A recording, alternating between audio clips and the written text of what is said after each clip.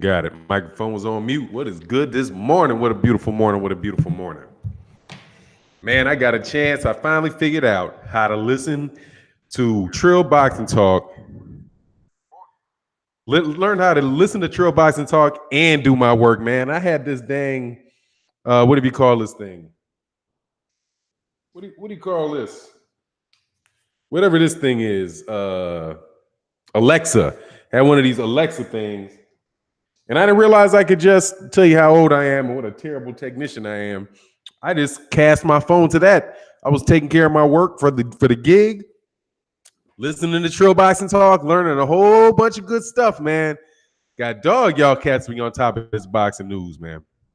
And I just don't have enough time in the day to be on top of the news like that.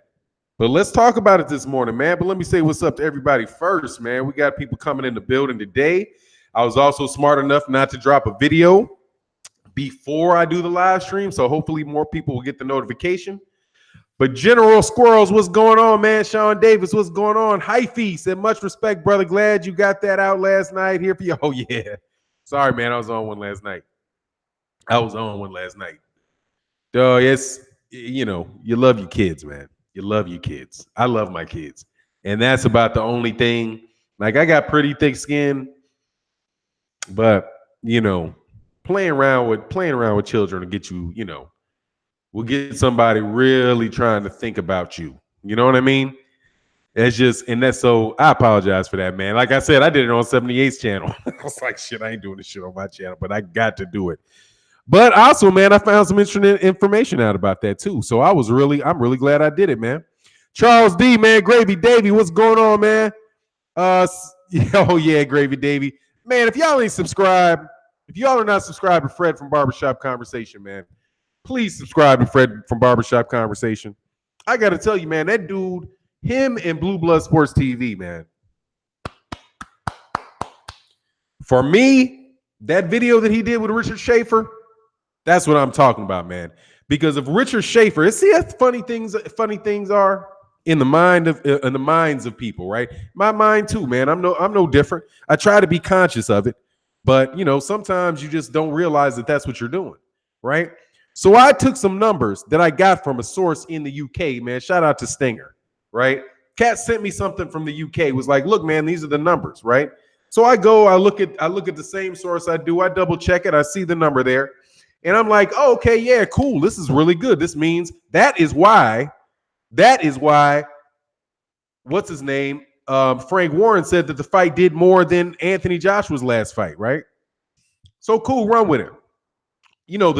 Cats, the UK, whoever these dudes are, the experts from the UK in the comment section, you bums, come screaming down, saying, no, prove it.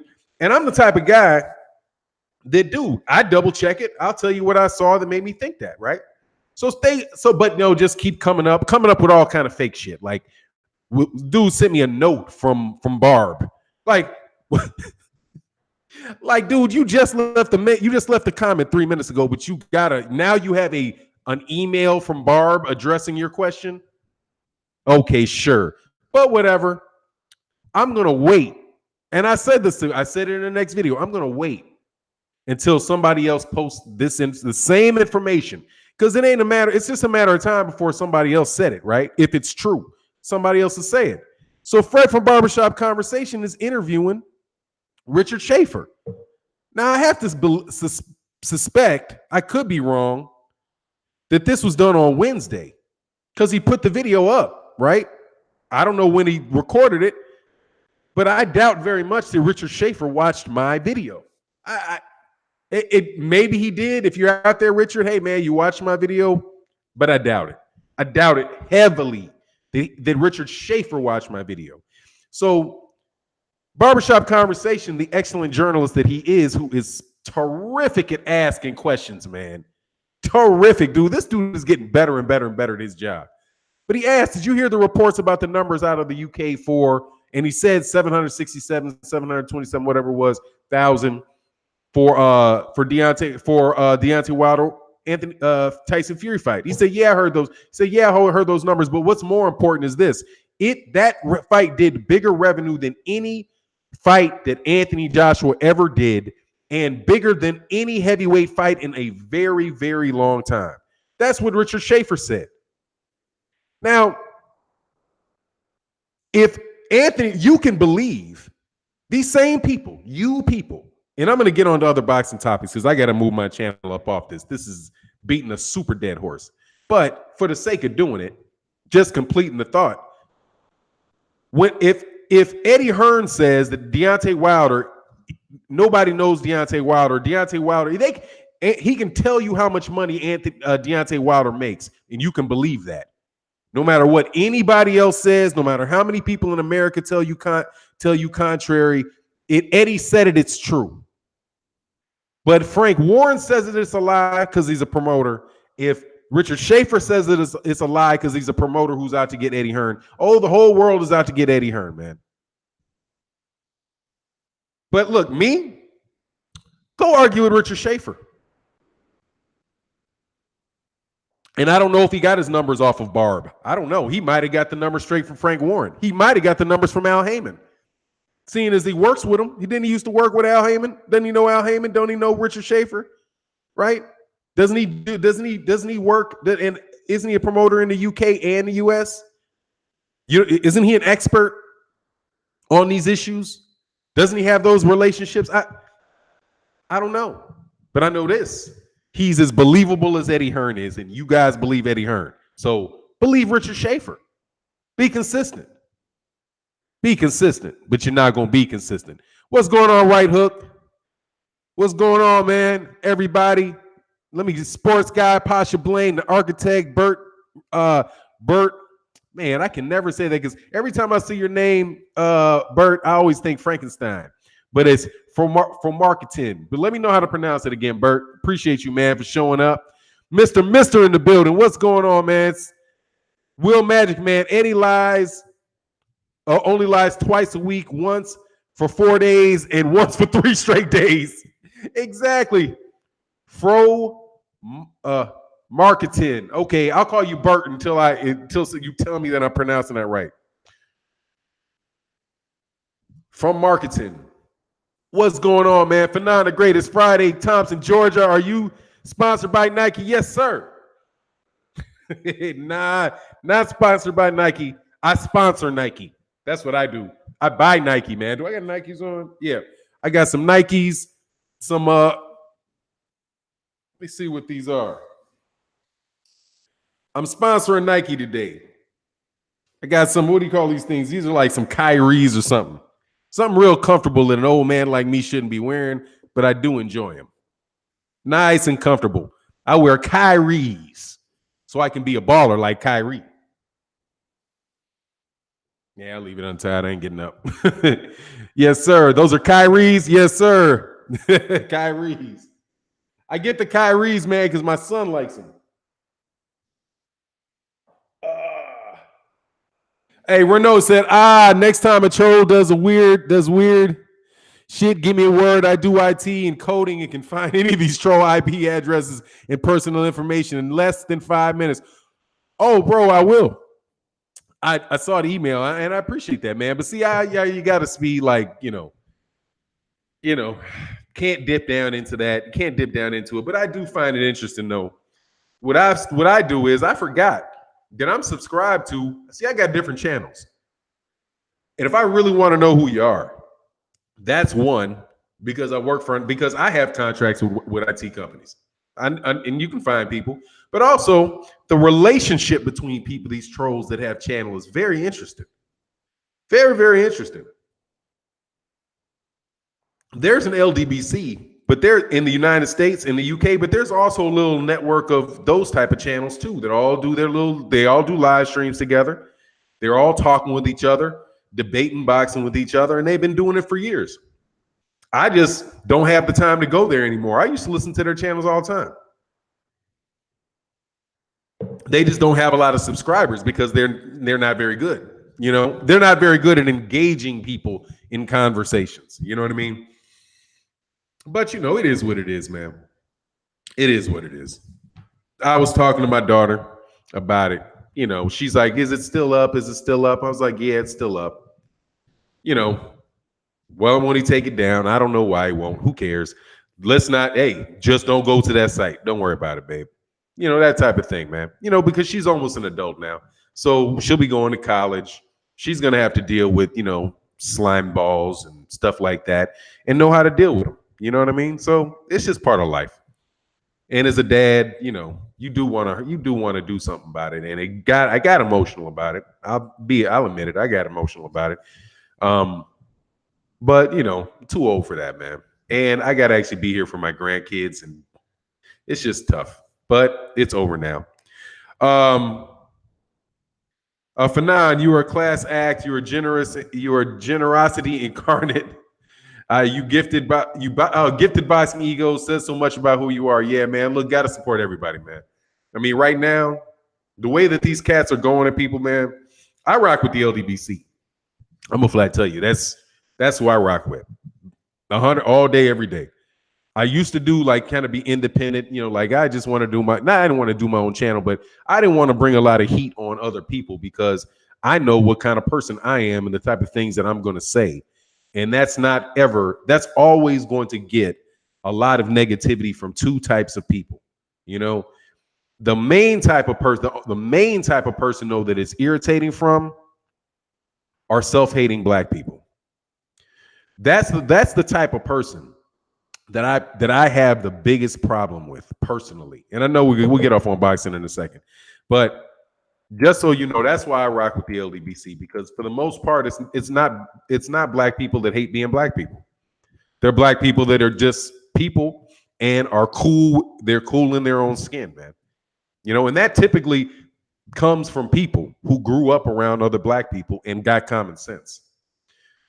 There's used to be this thing. I almost did this video on this, and I'm going to take this off boxing for a second if you guys don't mind, man. But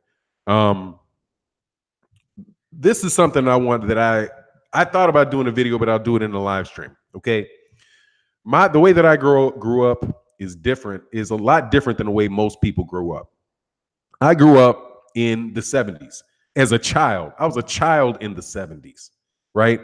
I really became a man in the 90s, became a father in the early 2000s, right? Now, in the 2010 to 2020, right? My children are, I'm preparing to send my children to college, but my formative years was, in the late 70s through the 80s, right?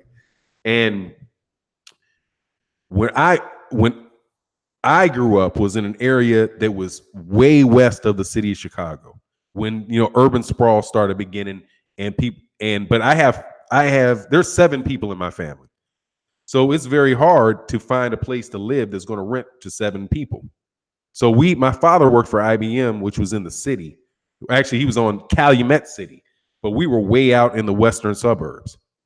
And I was the first Black kid to ever go to my school. And I was the only Black boy to be in my school. And so what I dealt with being alone as a Black person, surrounded by a lot of Europeans, right? Not wealthy Europeans, but, sheet metal workers, plumbers, tradesmen, that type of person. So what I grew up with was people, I grew up when I was a kid, we used to have this, when I walked in my house, when I walked out my garage, exactly, there was a big burn mark in the floor. And it was there for years because my dad never took it out, right? But that's where when the neighbors found out we were moving in, somebody broke in the house and tried to burn it down. But the fire went out, right? I live by a viaduct, which is, where you have a bridge goes over a train, right? There's a train track and then there's a bridge that goes over it. And there's these big concrete walls that are holding up the bridge. And it was spray painted. Every kind of nigga, spear chucker, coon. When you guys call people coons, I'm like, it took me a while to even appreciate a Black man calling another Black person coon, because when I was called a coon, it was from little old white women calling me that, right? You walk down the street, you get bottles thrown at you, all that type of stuff. That's the environment that I grew up in. There was other people and other Black people when I got around them who were from, say, the west side of Chicago or Maywood. I felt very, very secure. So when I would go there, it could be, dude, I'm telling you, man, I could walk around the projects. I could walk around the Harold Icky projects by myself, have nobody, not know anybody there, and feel more safe than I felt going to my elementary school.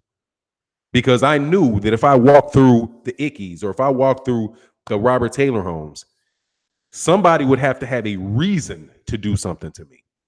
They wouldn't just look at me and say, okay, just go at them. You know what I mean? And if they did, it wouldn't be any worse than what was going on over there. So I have an appreciation onto the people that like the people that come and do videos about black people calling other black people racists and things like that. I know who those guys are because when I went to high school, that's when I started coming around them because they would be the people who would be in the upper class, maybe the upper class neighborhoods, right? See, I grew up, like I said, with sheet metal workers and carpenters and people like that, like a lot of Italians, a lot of cats who will bust you upside the head with a bottle. You know what I mean? Like they'll bust each other upside the head with a bottle. That's what I grew up around because, like I said, my dad was a medium level employee at IBM, but we had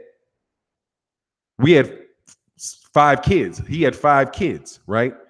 And my wife did, and his wife, my mother didn't work, so we didn't have a lot of money. Right. Later on, things got better as he moved up. But when we moved there, we didn't. But these kids are the ones that went to the private schools. When I got around the black kids that went to all white private schools, they have a different mentality. They have the mentality that they're better, that they still feel insecure and alone. Right. They still felt it. Right. Because you can tell, like when I went professional, when I became a professional, I worked for consulting firms. Right. I worked for different companies. Right. Before I went to law school, you would see them. They would be the person that would walk right by you. You say, hey, man, how are you doing? Because, most black people will just nod, if you see each other. Right. You just, hey, what's up? My dad taught me that. It's like, man, you always say hello to other black people. Whenever you walk by, always say hello. So they make sure that you see them. They see you. Guess what you do? That was my impression. It's what we do. But those are the people that wouldn't do it. But see, they have a little funny thing about them. They believe that they're better than you. They believe that because they were treated nicely by a group of friends, that they're one of them. But that group of friends don't like you or don't like the kids, think that the people from the West Side of Chicago are scum. So they justify this with like, oh, I'm different than they are. I'm different. I'm over here in Oak Brook, Illinois. If you know Oak Brook, I'm in Oak Brook, right? My parents ain't got 2 cents worth of fucking money, but I'm in a decent school, and these kids are treating me nicely, and that's because I don't behave like them. So they think that the reason that these people are being treated badly is because of the way that the other black people are acting. So then they get out there with their own. So it's a funny sense of that. And you know it because and I know it because I know the situation. I was in the situation. I've been in DC with the people who aren't in, what is it, the 8th ward? I forget the name of the ward, the numbers of the wards, right? People who live in the 4th ward talking about people, or Southeast, people in Northwest talking about people in Southeast. So that's the type of person that I don't have very much respect for, because I know that they don't like themselves, and they go out of their way to try to destroy things that look like or act like themselves. The particular person that did this thing that we're talking about is a great example of it. This dude is about this color, right? And I know he doesn't like that about himself. I know it. You can tell by the way he masks his face, the way that he talks about the things that he talks about. Not understanding that this skin color is probably the most beautiful skin color you can have, because you don't show any marks, you don't show any pip, but you might not like my wife because my wife is, though she's a black woman, about 4 shades darker than a napkin, but she's still a black woman. But they're jealous of them. And I'll tell you a story of what happened with my wife when we were in college. Well, she came to visit me in DC, right? I'm walking down the street with her, and these African dudes come up. No disrespect to African dudes, for real, man. But I'm telling you a true story about these dudes. They walk up to me. I'm with my girlfriend at the time. My girlfriend, right? We're going into what's a train station in DC called? It's Penn Station is New York. Union Station, I think, is DC. So we might have been walking on Union Station. I used to live on East Street, right by that Ronald Reagan building. So I'm walking in. My wife, girlfriend at the time, goes into a store, and this dude comes up. These two dudes come up to me. I know they're Nigerian, and they're like, "I told you. See, let me ask him. Hey, excuse me, brother. How do you date that white woman? How did you?" And I was like, "I date a white woman." I was twisted for a second, like, "What, dated a white woman? I didn't date a white woman. She's not European. I'm gonna use the word European. She's not European. She's a black woman." But before I could tell them that, they were just talking about, "Oh yeah, you can get one. You can get one." Dog. That's why I rock with the LDBC. There's no reason to hate yourself. And if you hate yourself, leave it with yourself. Okay? Just hate yourself. Don't put that shit on other people, man, and get preachy about them. Dudes put up pictures of blackface. This is a dude. These are dudes that are literally this color. Literally this color. And I'm telling you, obviously one of the most beautiful skin colors that a woman or a man can have, right? Why can't you be happy with that? But they put up a caricature of somebody with that color with teeth missing and eyes all bucked out, talking about nigga, N-word, trash, ghetto, N-word. Ghetto. Where's the ghetto part of this? Oh, low income. Okay, so people who don't have, you know what I mean? That's why I rock with the LD. But I wanted to talk about that, man, because I don't care about the people. Nobody affects me who is not from me, who I don't understand. You know what I mean? I don't necessarily like I don't really care what a Gennady Golovkin fan has to say about me. Okay, those dudes just don't, they're not gonna like me. Many of them. And I grew up with them too. There's just I don't even care about them. I don't want to be around them.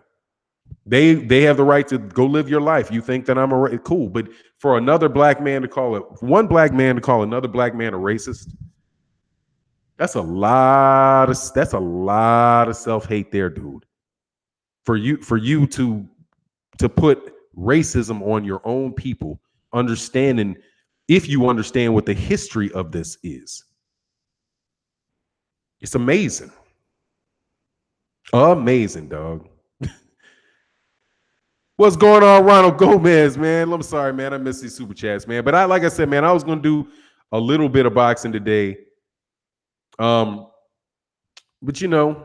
like the dude that put that up with my family member. Dog, my daughter wouldn't ever. Come on, man. My daughter's gonna be 18. Bro, she's gonna be cool. She's a straight A student. She's an athlete. She's got accepted into every college that she's applied for. She's in a good shape. I'm gonna get her a taser and some motherfucking mace for fuck boys like you. Okay? And this is how you make sure you get out of the door. This is how you make sure that you always bring a friend. If you want to go drink at a party, bring your own liquor. Pour your own drink. Things like that, dude. Let me try to go back to this. But this is fun, man. But let's change subjects, man, because this has been a week of conversations that I didn't really want to be having. But I do unabashedly love black people. And that is not the same thing as saying as I hate somewhere else. That I hate somebody else. Okay, there you go. Michael Johnson, free Michael Johnson on my other account. King Palmer in the building. Let me do this, man. Ronald Gomez in the building, man. Much love. Thank you for the super chat, man. Mr.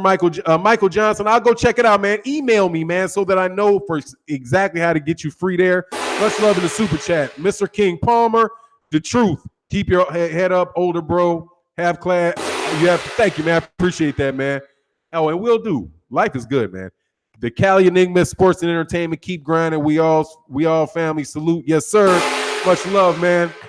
Appreciate you, man. Thank you guys for what you do. Lewis Hinton in the building, man. Thank you, man.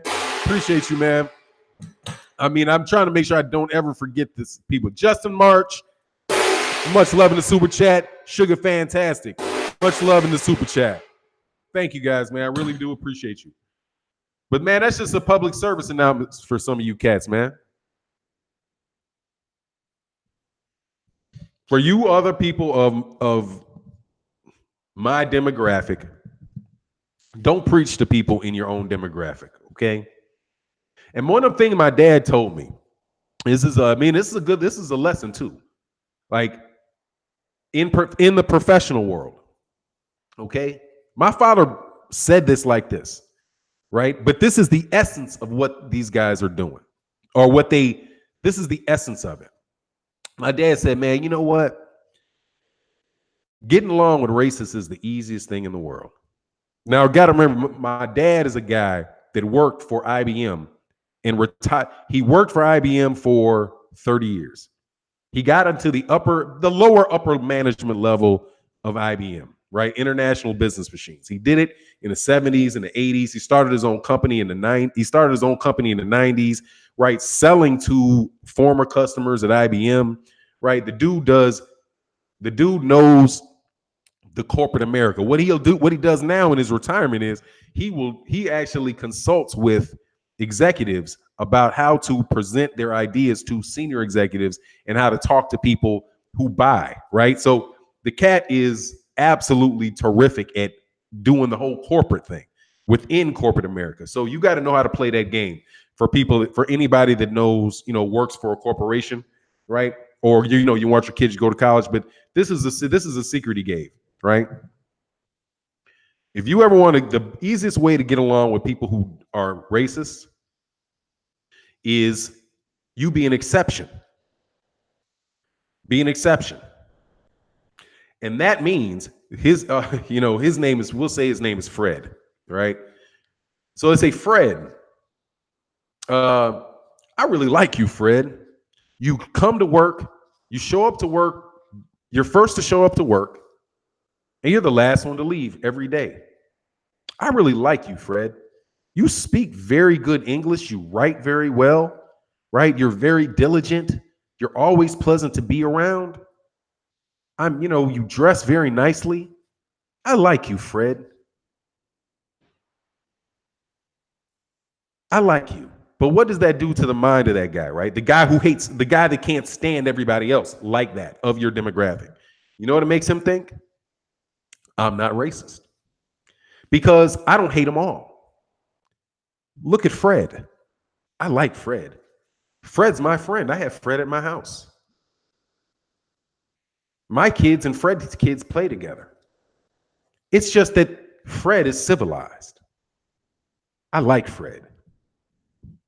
Fred makes that guy feel good about himself because nobody thinks that they're racist. Unless they're like some super clan dude who's going to be like, yeah, I am. But most people, they don't think that way. They don't think that it is a prejudice. They think that it is a valid observation.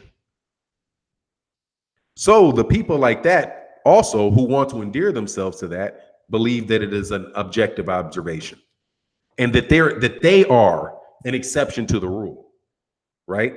And so when they talk to you, like with me, they run into something funny because their rule is that other black people are uneducated and other black people don't speak well. They don't write well. They're lazy. They're all these things. They're all these things that they have accepted about their own people that were handed to them by others.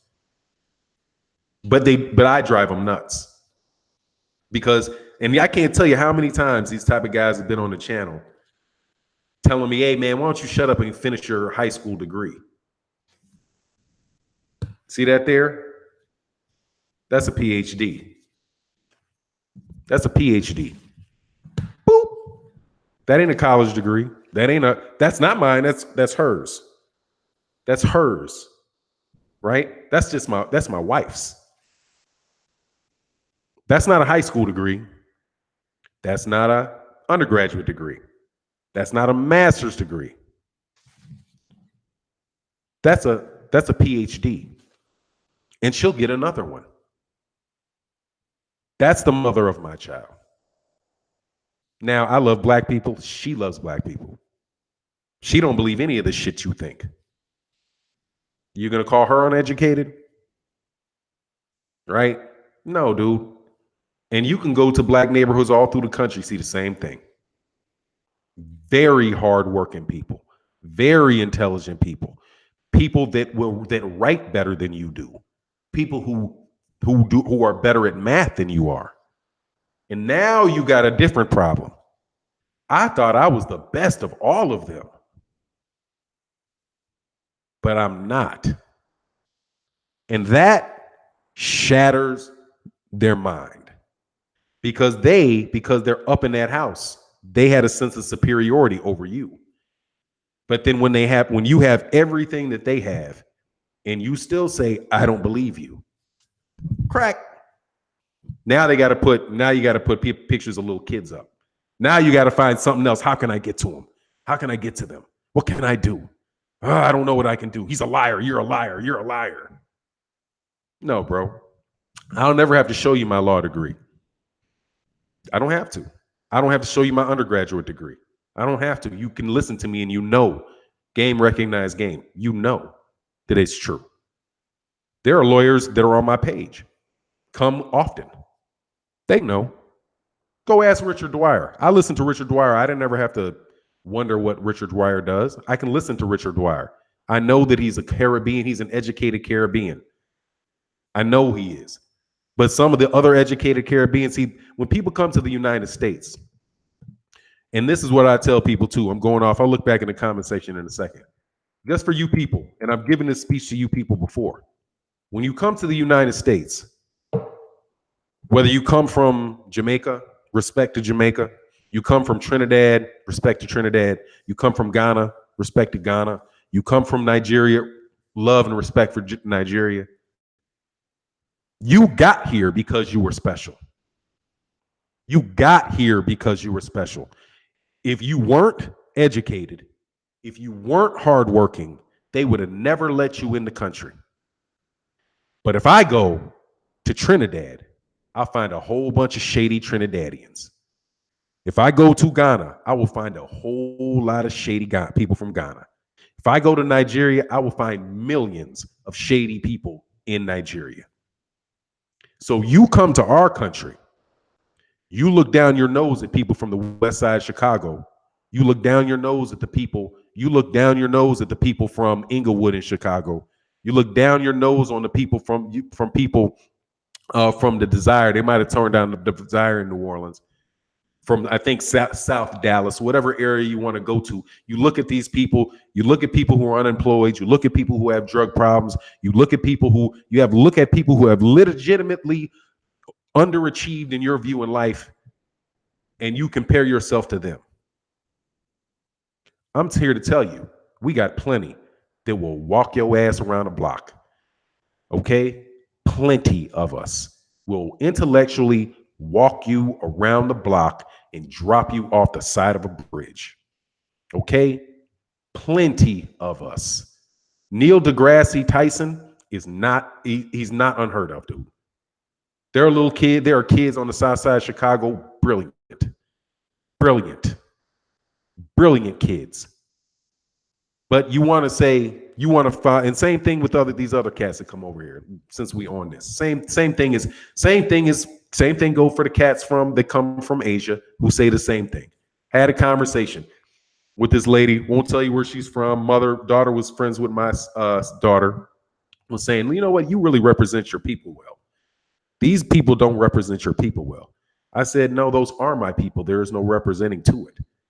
And what are there any people like that over there where you come from? Yeah, you think every person from your company's your country's a medical doctor? No. The world system is not designed like that. Okay? It's a it's not designed like that. There's a bunch of people everywhere that have problems. But when you think you're the exception, when you allow that to get into your head like you're an exception, I'm not an exception. There's 40 million, over 40 million black people in America.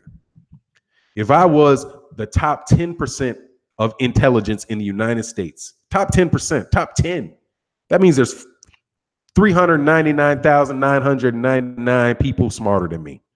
How smart can you be? Please. To get your sense of get your own sense of inferiority and get the fuck out of my face with it. Okay? Your sense of insecurity relative to the person who you look up to. And you feeling like the closer you get to them, the further you get away from us. That's just not how it works, man. That's not how it is. Because you always got to go back down to your people. You always have to. It happens to everybody that tries to do that. When you get your PhD, you start your own business, guess what? Guess who they're going to want you to sell to? They want that you to sell to people in your community. That's where they're going to send you back to. Yep. Hey, man, we like you. We like you. We got an urban district we'd like for you to talk to. We'd like for you to communicate with the urban district of our company, and we want to know how we can penetrate that market. You know, you're an excellent marketing major. We need to figure out how we can sell this liquor to them. How do we do that? What is the message that we need to communicate? What clothes does this model need to wear? Right? How do we do this? Oh, you're a great singer and actor. I love you. Love it. Great. We want you to sponsor Schlitz Malt Liquor Bowl. We want to put your picture on Schlitz Malt Liquor Bowl and sit it out there in front of, over there off 3 blocks off Troost, three blocks off Troost, like 23rd and Troost over there in Kansas City. That's where we want to put your pictures up because we need to get that money from them. But you don't understand that Deontay Wilder works the same way. Deontay Wilder sells to us. We ain't making it up. He sells to us. AJ sells to y'all. And when AJ comes over to the United States, he's not going to be able to sell to us. It's not going to work because we are going to let everybody know that he's a bitch. Okay? Preaching is over, dude. Yeah, Michael, let me get it back to this. But yeah, man, you know what it is. It's all hustle. Exactly. The truth said, I love my black skin, my black brothers and sisters. Absolutely, dude. And please do. That will solve a lot of problems if you can do it, man. Yeah, exactly. You can have all the intelligence in the world. Don't mean spit if you have no common sense. And that is absolutely true. It's all we're talking about, not going to lie. Oh, hell yeah. Small liquor, boy. Billy D. No. Billy D. Williams in the 60s, right? Not in the 60s. It was Billy D. Williams in the 70s. Billy D. Williams, classically, attractive dude, right? Sex symbol in the movies, all of that stuff, dude. Do you think he was selling champagne? No. We gonna get you on the Schlitz Malt Liquor Bowl commercial, dog. They put Muhammad Ali on Muhammad Ali with cockroach on what is it, Raid, some shit like that. Like, if you have cockroaches in your house, Muhammad Ali uses that to spray cockroaches in his house. So it'll work for you because you guys live somewhere where there's a lot of cockroaches. And he represents people that have cockroaches in their house. Right? Like, he must have been huge in New Orleans because everybody in New Orleans, there's cockroaches all over New Orleans. God, cockroaches and lizards, man. Oh, yeah. Billy D. Williams from the Bingo Long and the Traveling R Stars. Yep, dog. Oh, was it Colt? It was not Schlitz Malt Liquor. It was Colt 45. That's what. Oh, did he have a pizza commercial? I didn't know about that, man. I didn't know about that. But you get my point, man. True speaker, Fannon, much respect to you, brother. Be an exception is good advice, which is the same thing as be the best that you can be. Absolutely. I mean, well, it's the thing, man. Look, anything in professional world, this works. Okay, I'm telling you. All right, here's my my Tales of a Hustler Fannon edition. Okay, you got a job, right? And you ain't trying to make no money on the street. I ain't never made a dime on the street. Okay. Never. Dude, I'd probably be terrible at it. Unless I absolutely had to. Like, you do something really stupid with me, I will get really, really, really brave. Like cat in the corner type of situation. Like I was in so many fights and so much drama. I never want to be in it. Right. I've trained myself at a young age to go, oh, this is where these guys live, where I'm going to fight. I'm going to take that route. Right. That's just a survival instinct for me. It's how do I, but if you put me in a corner and you make me feel like I have nowhere to go, hey, dude, I'm like I say, man, I'm 6'2", unfortunately in excess of 250 pounds, but I'm a big man. So you're not just ain't nobody just gonna just put their hands on me without, really feeling something coming back at them, because I can't fight.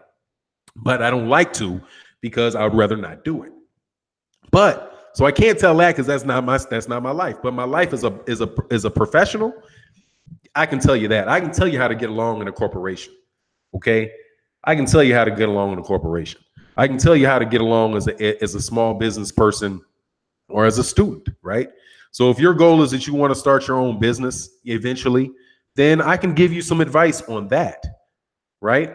Make sure your paper is right. Your paper is right. And I don't mean cash is right. I mean, make sure your paper is right, right? Your documentation is right. And if you want your kids to do that, you got to start your kids off that at an early age. As soon as you see your kid get a detention, it's got to be trouble. Like a detention is no, because that's paperwork on you. Okay. For an academic or for somebody that's trying to make their kids to be a professional, you have to teach them very early to walk the line, to stay in the line. Okay. No young black people cannot afford to be outside of that line. If what they want to do is become the CEO of a major corporation, you can't have any paperwork on you. You can't, and I mean none. Okay, pretty much from 7th grade on. But to make sure that they don't have that going in, you got to make sure they don't have them in kindergarten. And you don't ever let teachers put paper on your kids. So you got to make sure to start off with, you got to go and have a relationship with those teachers. Something that a lot of parents don't really realize the importance of. You have to know your students' teachers personally, all of them. And if there's something going wrong in that class, that teacher should know she is supposed to call, or he is supposed to call you, and you will work that out with your kid. You never want your kid, that parent, to go to the principal, or that teacher to go to the principal. If you see an email and you see something on the CC with somebody's name, that's a paper trail on your kid. And you got to treat that shit. You got to, as somebody who's raising your kid to be that, you have Zeus. You got, not dog. You got to approach it. You got to approach that in that manner from the time that kid gets to school. Relationship because you got to understand, you cannot allow them to start having little things in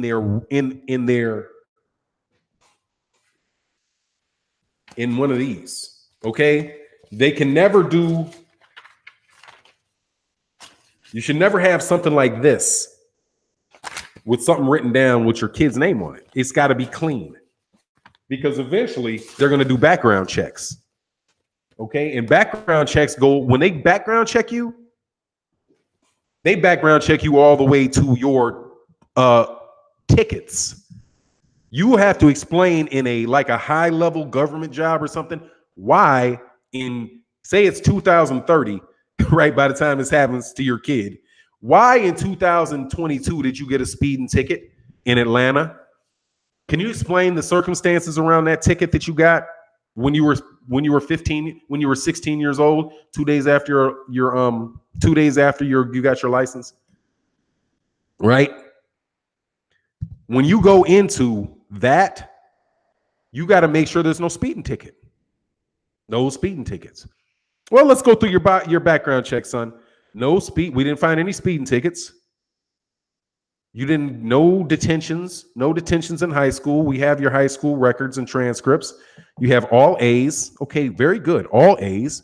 Your test scores are all in the 90th percentile. Good job. You have no oops. There was a girl that claimed that you assaulted her. Can you explain to me the circumstances behind that? We know that it was dropped and withdrawn, but the arrest is still on your record. That's what you got to do, okay? Walk that line, dude. Teach your kids to keep it as absolutely clean as you possibly can. And then when you get a job, you got to show up to work beforehand. If that job starts at 7 o'clock, you need to be there at 6:45 or 6:30. 6:30 is better than 7. If that job ends at 5:30, you got to leave at 6:30. 7 is better than 6:30 because these are salaried jobs. These are not hourly jobs. So you have to teach your kid keep their paper clean, keep their paper clean, keep their paper right. And I mean paper. I don't mean money. I mean paper, electronic records, all of that. And then when you get a job, you have to be there before it starts, leave when it ends. You cannot be the guy that because what the boss will do is they show up there about 45 minutes early and they walk around looking at people's desks, right? They're the first one there because you know how they got there? Because they were trained to do that. They were trained to be the first one there for perception. And they're the last one to leave. But if you're the guy that shows up right when the bell rings and leaves right when the bell rings, like Stanley on The Office, that's what's so funny about that caricature in The Office. If you've ever seen it, the black guy Stanley, that dude didn't do any more work than he ever had to have. Anytime that he would do anything, he's doing crossword puzzles at work and all that shit. One of the most like subliminally trashy characters on TV, but a caricature that's held in corporate America. And you see who his customers were. You know, relationships. It's what it is, man.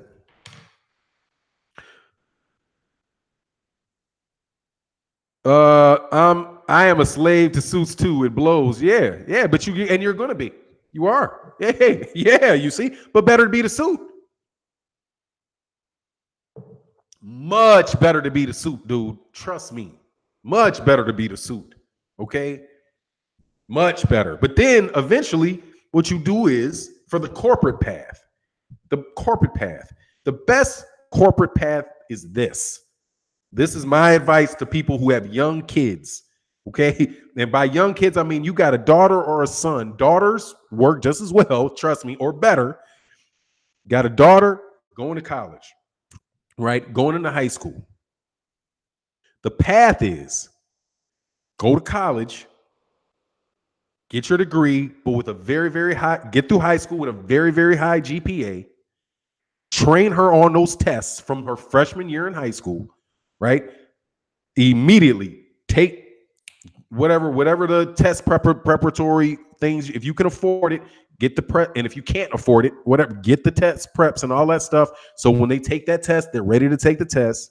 When they get out of high school, right? If they get out of high school like that, well, they do the same thing for college. Well, GPA good, graduate school test good, right? You can go to a college, right? You can go to a college or go to it and get a job. But if you get into management, your thing is you want to get as high in management as you can. And then when you're young enough and you want to develop a bunch of relationships in a city that you want to work in, and I would advise having your kids go to high school, college, postgraduate, and work all in the same state. That's what I would advise because it allows you to build those relationships over your whole life. The mistake that I made that I would change is I skipped from state to state. I've lived in like 5 or 6 different states, but it really keeps you from ever. I have a base in Chicago. Like if I wanted to move to Chicago, my connections in Chicago are very good. It wouldn't take long at all to get right because that's where we're from. But I would advise that. keep them in your state, but developing those relationships, and you get into that corporate America, you realize that the relationships and the things that you're doing really are to set you up for you to have your own business. But then your own business is really just an extension of that same corporation, that same network that allows you to funnel payments to you instead of having them instead of funneling payments through somebody else and then you getting a commission cut of that. You know what I mean?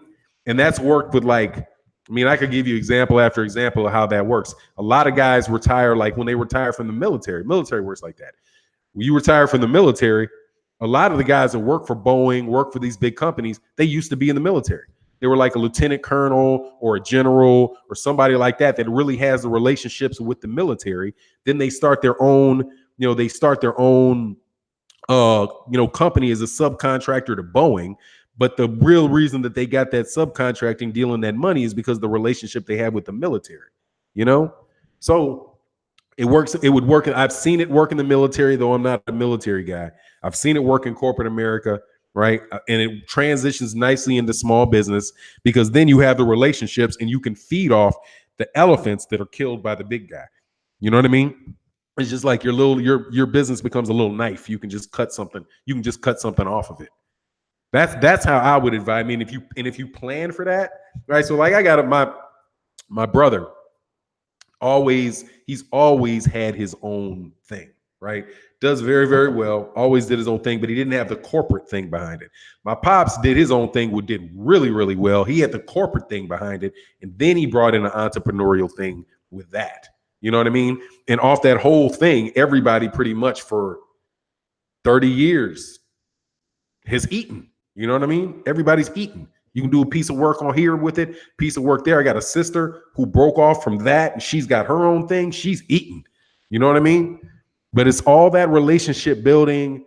And then you do that within it can be it can be a thing, but you're still confined. You're never going to get out of that box. Okay. You ain't getting out that box. The only question is, dude, are you in the house? You on the field? Or are you sharecropping? You know what I mean? But they giving you 10% of the share. There's a cat out of St. Louis, man. This dude, Gale Sayers. That's how Gale Sayers is eating. Gale Sayers has been eating off of his football days for a long time with Sayers source out of Illinois. All he does is resell. All he's doing is reselling. He don't even do nothing, really. People buy computer equipment, right? But they need to buy it from somebody, right? So they give him a contract where they pay him. He buys he buys the equipment. He basically funnels the equipment from Dell through his company to the customer, and he gets a percentage off of it. He's not using the equipment. He's not making the equipment. He's just basically his own purchasing mechanism for whoever it is that wants to buy that. And it's his relationships because he's a Hall of Fame Chicago Bear football player. Man, Errol Spence Jr. and these guys in Alabama can do the same thing. Deontay Wilder, if he's really, really well known and loved in Alabama, there's a bunch of people that buy rubber stamps, do all kind of crap, right? If you have a company where you have the guys that are buying it, right? I don't know what a big company is in Alabama, but like in Texas, there's a bunch of them. Actually, there's like Dell, right? So you have an athlete in Texas who is a good friends with the president of president of, I don't know, the state of Texas. And the state of Texas buys all this equipment, whatever the equipment is. And he has another friend that sells the equipment. He sits right in between them and says, look, man, he'll buy it from me. If you sell it to me, I'll sell it to him and give me 5%. But you know how much 5% is on $100 million? That's $5 million. That's $5 million. If you gross in 20%, that's $1 million. If you gross in 20% or netting 20%, that's $1 million. Those cats eat off that, man. Those cats eat off that. So that's athletics too. Like the guy with the what's the guy? I don't know the name of the guy that with the basketball player who was a decent basketball player, but took his money and bought all those Wendy's and things, right? Wendy's is really the one that does it, and he manages it, and whatever. Might have had a relationship with a bank that allows him to buy it and sell it. to buy, and it's really kind of a real estate thing too. But anyway, oh man, Abel Mahari, man, much love, man. In the Super J said, much love to you, sir, to your family, sir. You offer great advice and wisdom, man. Hey, man, I'm old. I'm old, but I appreciate that, man. But there, seriously, man, that's kind of the game, dude. Snacks be in the building, man. Mr. Mrs. Fannon, way to stand out, overcoming the bullshit, young cats. This is the way to handle adversity. Much love, bro. Much love to you, man. Oh, and Adari T, much love, man. Is that Toot Robinson again? I think I saw. Is Toot? Did I get Toot Robinson the first time? I did. Cool. I don't want to miss Toot. Toot Robinson. Oh, I might have missed Toot Robinson, man. Much love, Toot. In the super chat. But yeah, man. What was it, Jamal Mashburn? What's Jamal Mashburn? I would, man, dude, any of those do. A lot of those guys have the ability to do that. Ash Kicking Prada. What's going on, Ash Kicking? I used to purchase telecom equipment from Sayers. Yeah, there you go. Sayers Source. You see, but he don't make it. It just passes. It just passes through. But he got his big, he got his big break. I do believe maybe selling to the city of Chicago. I mean, you can go through. There's this thing called WinGov, and you can like go look up all the sales and who's buying from what from different, from different states. You can figure out who has deals with who, where they have them, and all that stuff. But it is what it is, man. It's but there's a guy, man, that like used to be. He was actually worked with. There's a guy that my dad used to work with named David Thompson. David Thompson was a guy that went to FAMU. Is it David Thompson? He wound up being like the president of Symantec and making like $30 million a year in Symantec. But he was in Chicago, dude was like, a regional vice president. And then from there, but he went from FAMU. He went to FAMU undergrad and they got a graduate degree from MIT. And then he rolled off MIT into IBM. He played the game, make sure he was always very lean, right? Can't be a big dude. Can't be, you got to look the part too. Walking around weighing 390 pounds, 5'10", 390 pounds. And cats going to be looking at you like, nah, we need somebody with the same numbers you have that is a little bit more attractive to the customer. And who knows, to us too, for all you know. But anyway, it is what it is, So that's the business speech for today. Best fight, the best boxing. What's going on, man? See, that's why I like to talk about boxing. That's why I like to talk about boxing, man. But see, if I did a Patreon page, it would be about that type of stuff, I guess. That and politics. But politics is so depressing. Like Cory Booker. Cory Booker put out a tweet talking about the elections in the Congo and how the U.S. needs to make sanctions against the Congo for voting discrepancies. Are you kidding me? You want sanctions against the Congo? Against what? So you want people let's get this right. Unless the elections turn out the way you want, you want to put economic pressure on young African kids because the election didn't go the way you want, Corey. Is that what it is? But you ain't got any problem with election issues in Florida, right? Dude, these dudes are jokes, man. These dudes are jokes. But he's in that game. I don't believe none of them dudes, man. None of them. Okay? I don't believe none of them. Don't fuck with Cory Booker, dude is a major own. That's just what it is, though, man. I'm trying to tell you, don't get excited over any of them. Don't get excited over any of them. None of them. Not a one of them. Okay? And if you're excited about them now, get unexcited. Get unexcited. Politicians are, my opinion, the most important politicians are your mayors and city council. Mayors and city council. Because mayors and the city council can actually get your street cleaned up. They can actually, if they wanted to, they could actually make somebody go down your block, work with the police, right, in a reasonable way, and make and reduce something in a small area in which you live. Okay. These guys are more, I mean, Cory Booker's interested in what's going on in the Congo. I'm not saying, I mean, hey, man, that's something important. But come on, man. Inglewood in Chicago. I'm sure there's some drama in New Jersey. Ain't there some issues in New Jersey that you can work for? You don't want people to have, prescription drugs shipped in from Canada, but you want to talk about the Congo? In sanctions too? Not just sanction. You're calling for people to keep money out of there. Who is that going to affect, man? But he doesn't think about it. Somebody gave him a piece of paper. Says, say this. Tweet this. Oh, what is this about? Oh, yeah, it's a big issue. This is the problem. Oh, okay. We need to sanction yeah, sounds good to me.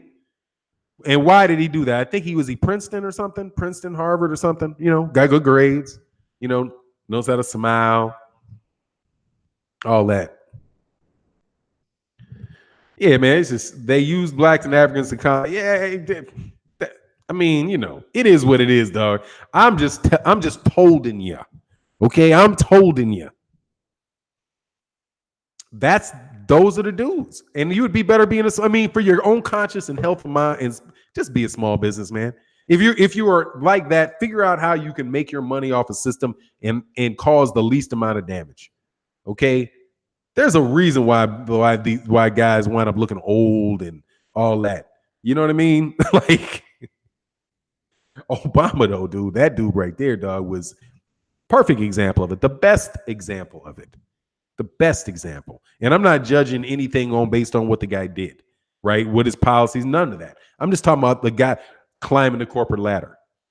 Or the political ladder. No better example. No better example. Study his rise. And I was in Chicago at the time. It's the super example of the textbook process. This dude is from Hawaii, man. This dude ain't even from Chicago. Ain't even from there. Couldn't beat somebody in an election in Chicago. Now he could. When he got there, no. Couldn't even do it. Couldn't beat Rush for his congressional spot. Rush is like, shit, you ain't beating me. he didn't come close to it. Didn't come close to it. Tried all kind of stuff to get it. That was the springboard for him. But then he went over to the state. He went to the state, right? Became a state senator. Maybe a term in a state senator. Messed up and gave that dude the ability to speak in the Democratic, and boom. Because he's like that. He's a nice looking dude. He knows how to smile. Dude knows how to smile. All that very, very social, very social. When there were events in Chicago, dude, I'm guaranteed this dude glad-handed everybody in the room. Everybody. Right? So got down with the pricksters, all that stuff, got his money, and boom. He had to be in the right place at the right time. And he had to be the guy that was picked to do that. But he had his paper right. He's the president of the Harvard Law Journal. When you're president of the Harvard Law Journal, it's a wrap. It's a wrap. You ain't never starving. He had to be and people talking about he ain't smart or like, oh, dude, you don't get there without being brilliant. That dude is brilliant. Brilliant. Okay, that is when I met him. I met him when he was, when he still had curly hair, like wore a little curly afro, man. Clearly one of the just off the, because we know people, in Chicago, people know each other. Clearly one of the most talented people that I've ever met. I mean, had a glow about him, and he was so personable and so smart. Man, I'm telling you, dude, that dude is probably one of the most talented people that I've ever been around. Just absolutely brilliant dude, man. Still, corporate monster. AJ, corporate monster. He's a corporate. That's why I'm looking at AJ. I don't even care about him. Like, dude, he's just a corporate guy. That's what he is. He's corporate. He's acting like he's corporate. He talks like he's corporate. That's what he wants to do. He came up because he got his paper right. right? He got his paper right. He got that gold medal in London, and he made his money, and boom, right there. Now all of a sudden they give him a bunch of opportunities that are winnable fights, right? The sanctioning bodies work together to get him these belts, but there's a problem for him. The cat from Alabama is a problem for him because in boxing, you actually got to get in the ring, and there's a chance you go to sleep. And he's got another problem. That gypsy, that Irish gypsy, that 6'9" Irish gypsy. They're not trying to put him in a ring with them because it screws his paper up. They cannot make him what they want to make him if he loses to those guys. Just listen to I mean, that's what that is. That's why I call Anthony Joshua a corporate monster. Because that's what he is. They gave him endorsements. All right, they gave him a Netflix. This dude is on Netflix. He's on, what reasonable criteria was there for somebody to make a Netflix movie about Anthony Joshua? That network, that is an investment somebody made in that. Put it on there for somebody to see. We'll make it, we'll pay for it, right? I saw him before he won a championship, on Racing with the Stars in Great Britain. Racing other athletes, other prominent athletes and beating them in a race. Mo Farah. He outran Mo Farah by like 30 yards in 100. I don't believe it. And his time was an 11.3. And if you know anything about track and field, you know that 11.3 is a good high school girl's time. Put a top 10 British sprinter, female sprinter, top 10 female sprinter in the UK and have her race AJ in 100. She'll beat him. She'll beat him. Anybody you put, what's her name? What's that? The Danish girl, Sangaha, the triple jumper? She'll beat him. In 100, she'll beat AJ. But he beat these people by 30, and it's right there on Racing with the Stars, right? Come on, man. It's an act. You got, when we start talking about him and his pay-per-view numbers or this or that, just come and just bah, bah, bah, bah, bah. Right? It's amazing. It's amazing how many you'll have, right? Like, watch this. I'll do a video about Anthony Joshua, right? I'll do 11, yeah. 11.3 sucks. It sucks. 11.3 sucks. But look, I'll do a video about Anthony Joshua. This is what I believe. I could be wrong about the reason that this happens, right? I do a video about Anthony Joshua, right? It has, say it does 6,000 views, right? Deontay Wilder, 6,000 views. It'll have 45 dislikes, 350 likes, and 9 out of 10 comments in the comment section are from AJ fans. Completely inundating the conversation going on, but the likes and the dislikes are drastically different. Drastically different. How does that work? How does that work? You got not many people, and then I look at my demographics. There's not that many people from the UK that watched it. But the ones that did watch it are completely inundating the comment section. One guy the other day came and did literally, that's why I put the video on pause. I was like, I'll put this video on pause. Because the guy came with a note from Barb. And he had his name, Hassan.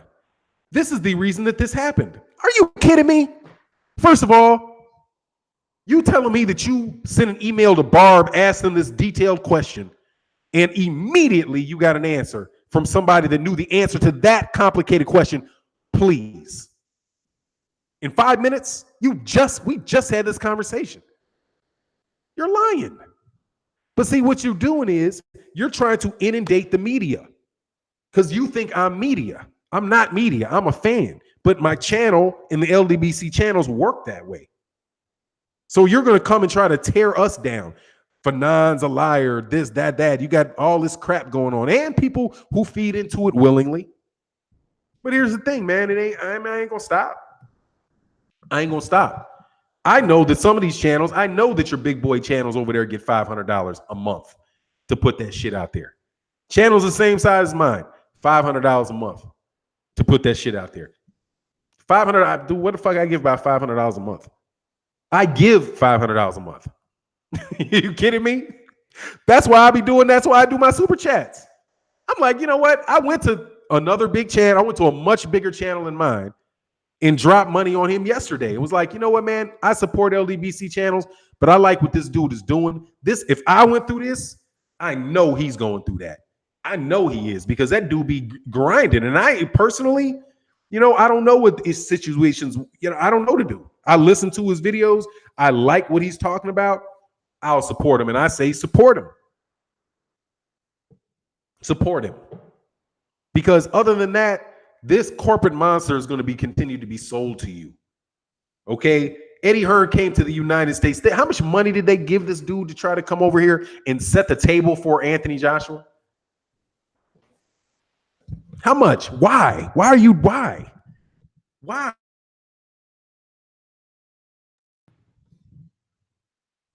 You got great fighters here. But Anthony Joshua ain't even that good. But he's corporate and the boss, hey, we like this. He's good looking. Not too dark. Physically a specimen. Speaks well. Let's get him some speech classes. Do you hear how he talks now? Do you see how he calls fights? Well, honestly, I think that dude spends half of his time with a media coach. Go to his webpage and look at everybody around him, dude, on the AJ page, trying to sell it. He's some independent businessman. That dude didn't hire all them people. Those people don't work for him. They don't really work for him. They work for the people that he works for, that is trying to build him. And he's just gonna, we're not trying to get a few short quid, right? I know you're not. You're trying to grow a global icon. And we're not going to let a little thing like some Alabama dude get in the way of this. So we're going to do all we can to tear him down, right? All we can do to tear him down. And went overboard with it. I got to listen to the rest of Barbershop Conversations video about that in the interview with Richard Schaefer, but went way overboard. Way overboard. And you really do underestimate that there are a lot of really long-term boxing fans here that don't want to see that shit. Okay? That don't want to see it, man. I want to see this young man. If he beats that young man in the ring, if Anthony Joshua beats Deontay Wilder in the ring, so be it. It's what it is. If he beats Tyson Fury in the ring, so be it. But get in the ring and do it. Prove it. Prove it. Don't sell it, be it. Okay? Just like what and I know cats ain't gonna like me when I say about Lomachenko. I'll say the same thing. Lomachenko was getting built like that in the United States. This is this great fighter, two-time medalist. He had his paper, right? He had his paper, two-time Olympic gold medalist. Very first fight out the gate in the United States.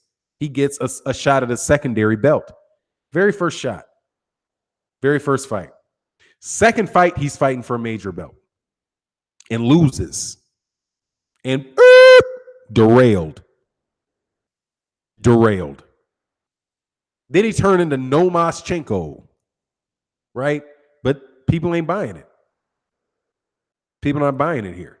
They're okay with it, but look at Terrence Crawford's record.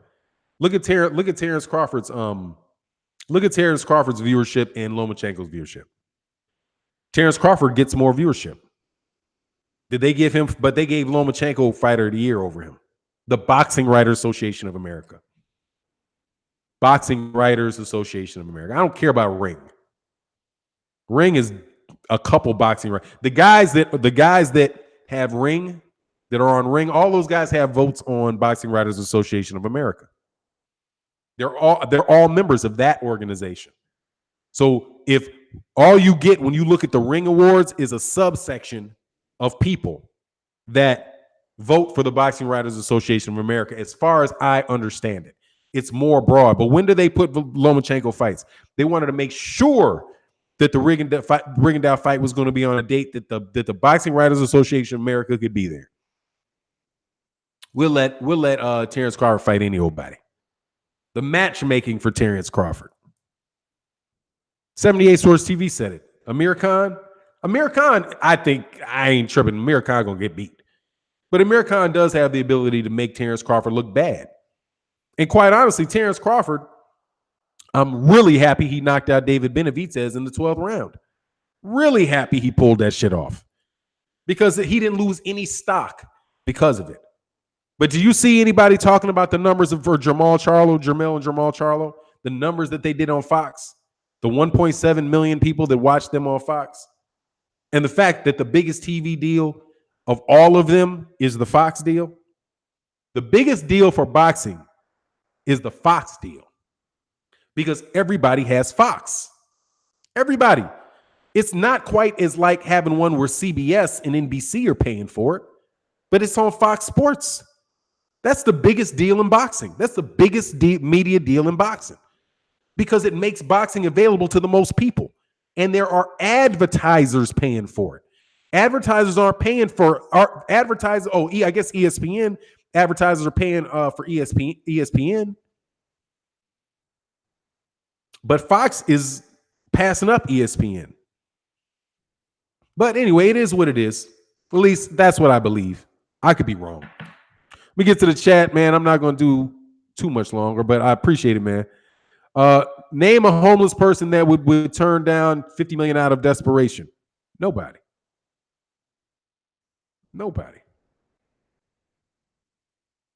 He's proper, mate. What do you mean? Big time. Okay, they're not desperate and they're not begging. Dude, they're not trying to make that fight. Look, man, just stop. That is all that is you have to react. They're trying to react. If there weren't people like Best Fight the Best Boxing, 78 Source TV, Black Fight Fan TV, other people, Blood, cats like that. Shout out to Boxing Ego, Dante's Boxing Nation, other cats. If there weren't American media outlets or boxing media, new media, LDBC, cats like Fred, cats like Blue Blood, they wouldn't even be doing that. Because there's enough information out there constantly being put out there from people who actually believe it that they have to react to it. But they're not going to change their way. They made the offer they didn't even make this offer. And they're running. This is the thing that gets me. The $28 million, there are people that run around talking about, and I saw this bozo, man, this dude is paid. This dude told me, I'm going to tell you, there's a channel in the UK. He told me that his mission was to destroy Deontay Wilder. His channel's mission is to destroy Deontay Wilder. Because I busted him out on his stream. I went to it. I was like, man, that's a lie. What you just said is not true. And I went back and forth with him maybe 3 times in the comment section. And he's not a very bright guy. He might be an icon, but he's not a bright guy. And he said, I am going to destroy Deontay Wilder. That's what he told me. Me. Not I'm thinking it. He told me that. And I was like, oh, okay. And that's what it is? Who can play this game? You will see me making a lot of videos about Deontay Wilder. Okay? Thank you. I appreciate you knowing why would you want to destroy Deontay Wilder? I don't want to destroy Anthony Joshua, but I will. When Deontay Wilder does something that he deserves praise for, I'm going to give him the praise. Without a doubt. I'm going to give him the praise. If there's 325,000, did you notice how the 325,000 pay-per-views for Deontay Wilder Tyson for the United States, how it was a rumor? It was a rumor. A rumor. By the way, there's also I do believe there's a non-disclosure between Deontay Wilder and Tyson Fury, which prohibits either one of them talking about the finances of that fight. And it was in effect beforehand. So people that say they know what the split was, you don't know what the split was, because both Deontay Wilder and Tyson Fury said that there is a non-disclosure on the financials for that fight for them. And I'm sure there's stiff penalties. I would suspect that there's stiff penalties for either one of them that even talk about it. So you don't know. And pay-per-views, I'm still waiting on the actual pay-per-view numbers to be released. And I do this on a regular basis. I look for the Canelo Alvarez, Julio Cesar Chavez Jr. pay-per-view numbers, because they said it's going to do 1.2 million. And that's the number that's been used the whole time. HBO never released them. They never released them. Officially released them. There's never been an official release of any pay-per-view numbers for Anthony Joshua. None. There isn't any. Barb is a guess. It's just a guess. Barb is a guess. You don't know that those are the numbers, but everybody knows that he did all these numbers. No. You had a Wikipedia. On Wikipedia, it said when the numbers were released, the unofficial rumored numbers were released for Deontay Wilder, Tyson Fury.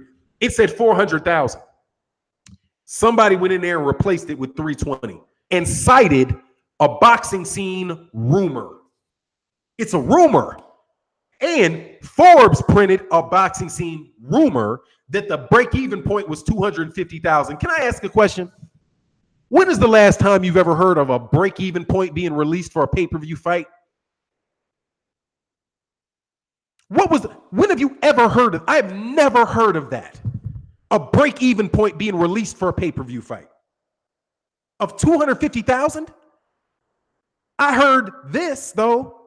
Showtime, HBO had a break-even point for their pay-per-views. Do you know what that was? 70,000 pay-per-view buys. Anything above 70,000 pay-per-view buys, they were making money on a pay-per-view event. How is this one 250,000 to break even? Damn, how expensive is the fight? 250,000 pay-per-views? Isn't that like $15 million? How expensive is it? You got $7 million. You got $7 million. Break even point for who? At that. Break even point for who? For Showtime? Dude, it's just the nonsense that goes on with trying to sell this guy. And that's why I'm saying Eddie Hearn and those guys they're just trying to use the media. And thank goodness for barbershop conversations. Man, subscribe to this dude. Okay, subscribe to this dude. This dude did two things. Barbershop Conversations, Fred from Barbershop Conversations, did two things, dude, that I thought was like, wow. Okay, he literally had me. I used to really like how he went in about the emails from Oscar De La Hoya. I wasn't that into that issue because I thought it was a sub issue. But I was like impressed about how dude went about his business, right? Then he does this video the other day where he's laughing right in his car. Go subscribe. He's laughing in his car. He's like, man, you know what I just did? I called the zone. And I said, hey, can I get my press pay? Can you give me my airplane tickets to the next event? And they told me, I'm paraphrasing Fred. Fred said from Barbershop Conversations, right? He says, nah, man, we did that already. That's a failure. We're not flying people out there anymore. because the press, I can only think that nobody showed up to the fight. And since nobody showed up to the fight, they probably spent more money. They had to have lost money. They had to have lost money. That is losing money. What's the break-even point on what was the break? I wonder what the break-even point was on the fight that happened right outside of Wichita, Kansas, with was it Big Baby? Didn't Big Baby Miller fight out there? And when Bam Bam Rios? I wonder what the break-even point for that fight was, since nobody went. I wonder what the break-even point was for the fight in Chicago that nobody went to. where you had to pay some amount of floor to get the stadium. Right? What's the break? Did anybody publicize the break-even point on that? What are the UK pay-per-view numbers? If the UK pay-per-view numbers are not 720, where are the UK pay-per-view numbers? Pay-per-view numbers, releasing pay-per-view numbers is a media ploy to make you think that the fight was exciting, was better than it was. Kind of like when Dana White got into it with Steven Espinoza. And he said, that's the only time I've heard somebody release pay-per-view numbers. When Showtime was like, no, Dana, these are the numbers. Because we cannot mislead. We can't mislead our stockholders. It didn't do 600, it didn't do 6 million pay-per-views. It did 4.2. We have to release the correct numbers, man. Otherwise, that is a violation of the SEC, because we're a publicly traded company. We can't do that. So the only time I've ever heard that Steven Espinoza had to correct the record. Had to correct the record and say no, because somebody else that was a party to the event lied about the numbers in the event.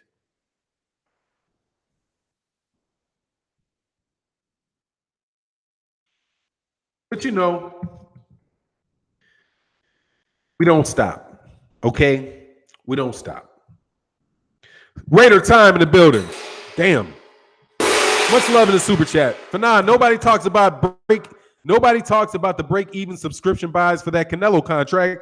No. And it's a rumor. It literally is a rumor. And here's the thing.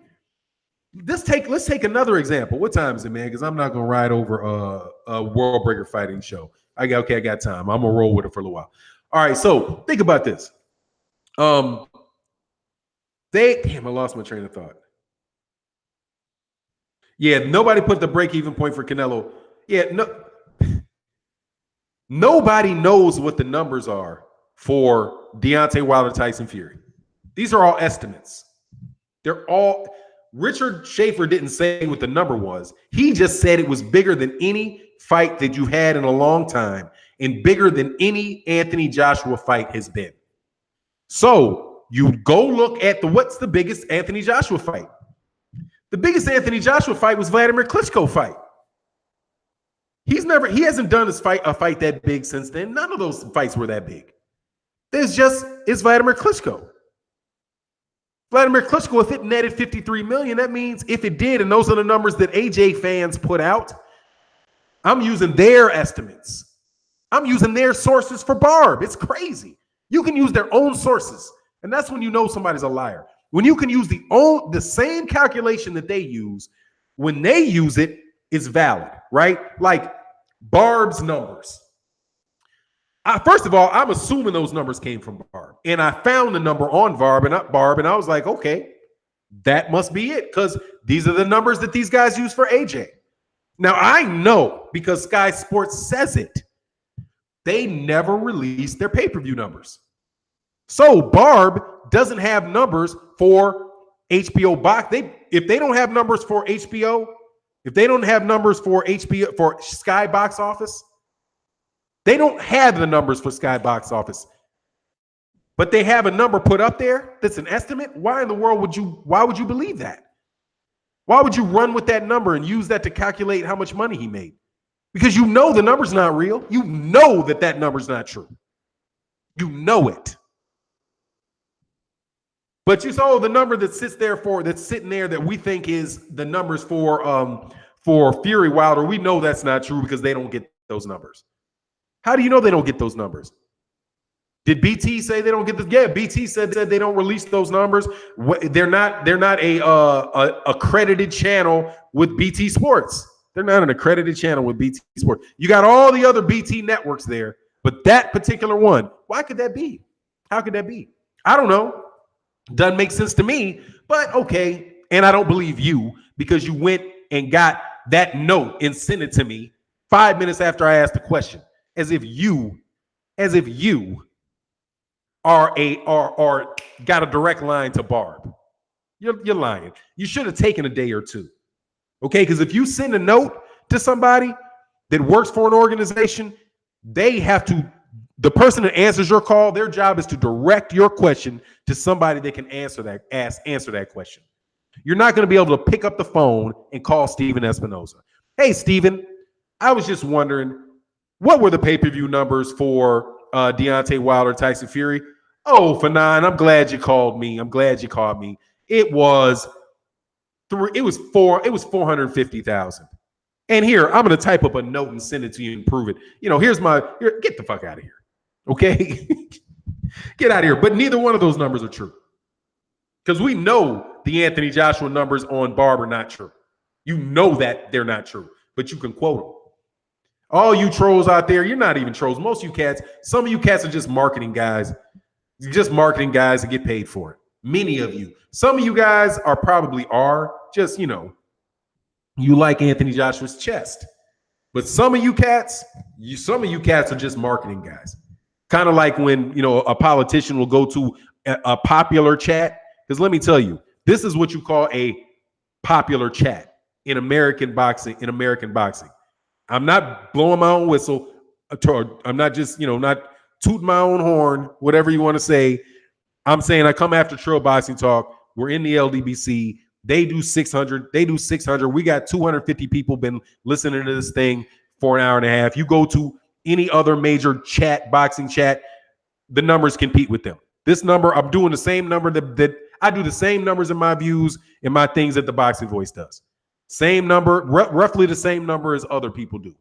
Okay? And I do it every day. All right? And the program essentially is a 2.5 hour program, and that number stays consistent. So what you guys do is you come to the chat and you can't come to the chat anymore because we throw you out the chat. We throw you out. As soon as you go bloop, we say, oh, infiltrator, boop, get out. We're cleaning that up. What had me pissed off the other day was I had to do it through my chat. So I was like, you know what? In my comments, if you have a wrench on my channel and you see comments in the comment sections of videos, please feel free to delete them. Please feel free to delete them. I believe you have that function, is that you can actually go in, just like you can moderate these. I do believe that you can delete on the stream. If you can't, email me and I will give you the ability to do that. Because what they try to do is inundate your channel, your chat, so that whenever somebody looks at the video, looks at the title, all they read is what they have to say. What they try to do is they try to take over the comment section. And honestly, man, when you get to that, I'm like, people are like, man, why you deleting my comment? I delete your comment because I think you're a troll, and I think that you're leaving like 3 comments under 3 different names. And I think you're really just trying to neutralize the effect of the video by anybody that might be trying to figure out what they think about the issue. That's what I think you're doing. Okay? That's why I would delete your comment. If you say something disrespectful, talk about I'm lying, you insult me, I'm deleting your comment. But sometimes, man, I don't have the time to continue to do that. But as the channel grows, because we should be at about 20,000 subscribers in the next month or so. Next month or so, we'll be over 20,000. That would be, from what I recall, the second or third, definitely the third LDBC related channel. I'm an LDBC channel. I'm not sure what other LDBC channel has 20,000 subscribers, but I know that Blue Blood will, within probably by the end of this year. I was easily by the end of this year. But Blue Blood should be around 20,000 around, I don't know. I mean, I got to look at his number, but I think he's like 17, 18,000 now, right around the same size as me. So both me and Blue Blood should be over that 20,000 threshold. So that when I go over 20 and Blue Blood goes over 20, then we got a 50. We got a 78 that's got 50, 60. He's going to go over 60 soon. You got me over 20. You've got Blue Blood Sports TV that's going to be over 20. Fred from Barbershop Conversation, who is affiliated, he's at 27. He's at 27,000. We're gonna get to the point, dude, where it's like they're just really gonna go crazy about it. Really go crazy about it. As if they're not already putting up pictures of little kids and stuff like that. Yeah, you can't let them hijack the chat. Yeah. And I tried to do that. I tried to delete them, was I can go through them. But I mean, like I say, I work, so I only have so much time that I can do that. But that's what they try to do. They just try to have just they try to neutralize that.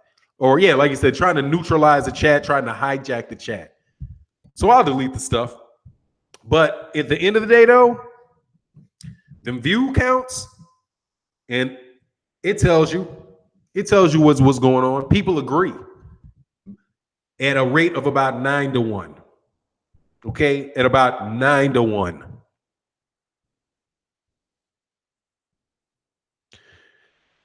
Kiko said I'm a big supporter. What would it say? Black Fight Fan TV should be 10K by the end of injury. Look, let me tell you, man. Don't pay attention to Black Fight Fan TV's. So if you're looking for that number, you can't analyze him based on his subscriber deal. You can't, because he's doing his chat is, you just look at the number of views for Trill Boxing Talk. Trill Boxing Talk is the number one most popular podcast, boxing podcast on YouTube. It's the number one podcast, boxing podcast on YouTube. It's bigger than everybody's. Everybody.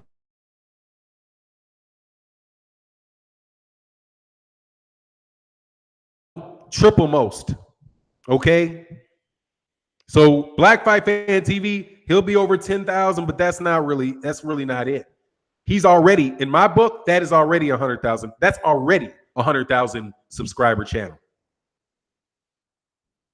Already over 100,000.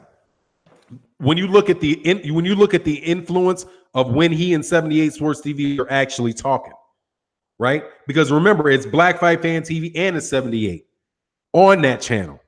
So that is the subscriber count of the people on the show are 10,000 for Black Fight Fan TV, 10,000 subs, and I know there's cross subs before you get into it, and then 60,000 on 78s. And they're on every morning doing 700 people. 700 pretty much every morning. 5 days a week, 700 people listening on the live stream. And that's the people that are there, right? The number stays there, but that's not static. Somebody can leave, somebody can come. Somebody can leave, somebody can come. Somebody can leave, somebody can come. On a live stream. Ain't nobody shit like that. Ain't nobody stuff like that. I'm telling you, that's the bedrock of it.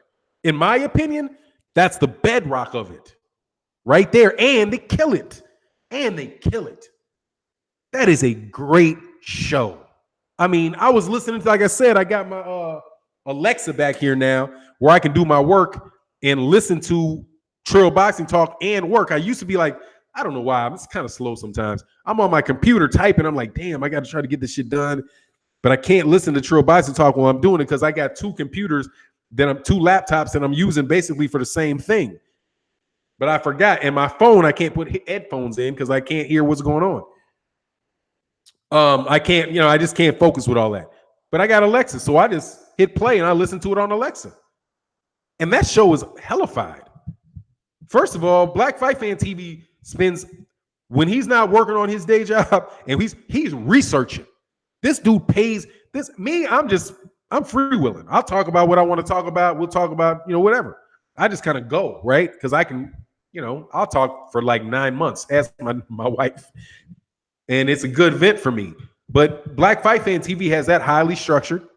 He's taking, people are sending him questions. He's addressing the news of boxing. And I'm like, dude, this is a boxing news. And then 78, dude, when 78 reminded me, I'm telling you, man, you guys fuck up with how smart people are. 78 just reminded me today that it was Anthony Joshua that made a move to try to get Luis Ortiz stripped of his WBA #1 ranking.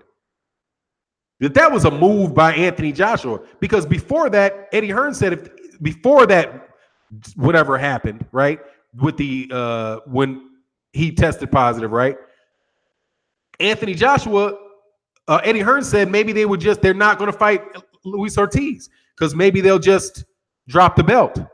But then when he tested positive for high blood pressure medication, Anthony Joshua said, "Why should I be forced to fight him?" And then they stripped him when the WBC didn't even strip him. They were like, okay, yeah, there was a doctor's issue. But they stripped him. They stripped him at the insistence of Anthony Joshua. And then Anthony Joshua still went on ahead and fought a 3-time drug cheat in Povetkin. So how does this work? You know what I'm saying? The WBA they took one guy that they said was a drug cheat and should be suspended, and put another one that should be suspended in there. But it's hard for one person to remember all this stuff. But if you have, like we said, the lineup that's going on with the LDBC of in the morning, you got Punch Junkie, you got KC Boxing, you got Blue Blood Sports TV, then you got Trill Boxing Talk, then after me, you got World Breaker Fighting. After that, you've got I do believe Best Fight the Best Boxing, Stay Ready Boxing. You also got What's Blazing in Sports doing his show. Me's Cast. All these type of things, all these type of facts can be discussed throughout the day. Throughout the day in the LDC, constant content being put out. And we're living in this social media thing. It's about content, right? And they hear it. And y'all can live with it because y'all can't do it. Especially you little small group of trolls over there in the UK. You little group of people get on your little panel over there and talk on the phone and come up with all, dog, you hate us because you ain't us. How's that? You hate us because you ain't us. And we see, I was watching your podcast, by the way. I went through your podcasts. I was like, you're not your podcast, your live streams. I wouldn't listen to your live streams. I put it on, did my work. I was like, oh, okay. Oh, this dude's on this dude's chat? Good to know. Scandinavia, huh? Dog, 2 can play at this game, bro. 2 can play. Scandinavia? Okay. Do you know how YouTube analytics work, by the way? If you from some little small ass country, and I know you watching my video, I know a little small ass country you came from. And I know what day you watched. Not complicated, bro. Ain't nobody out here invisible. If Ortiz is so old, how come White and AJ duck him? Yo, because the people make an excuse, man. Fannon, where's your sipper, bro? Chevy's Regal. Man, it's the morning time, dog. I ain't sipping on nothing. I was sipping last night when I was in a really bad mood. But it is what it is, man. You know how I roll. Passive student. What time is it, man? 1:42. Wilder proved he was the A side over AJ twice. He gave AJ the $50 million when it was requested, and he sold 700,000 pay-per-view in the UK and 325,000 in the US. AJ's never done those numbers in his life. No, I trust Richard Schaefer because Richard Schaefer is from Europe.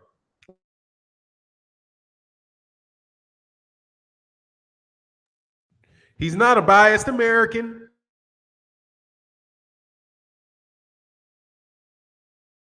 He's not a filthy fake attorney. He's not that. He is a respectable Swiss banker.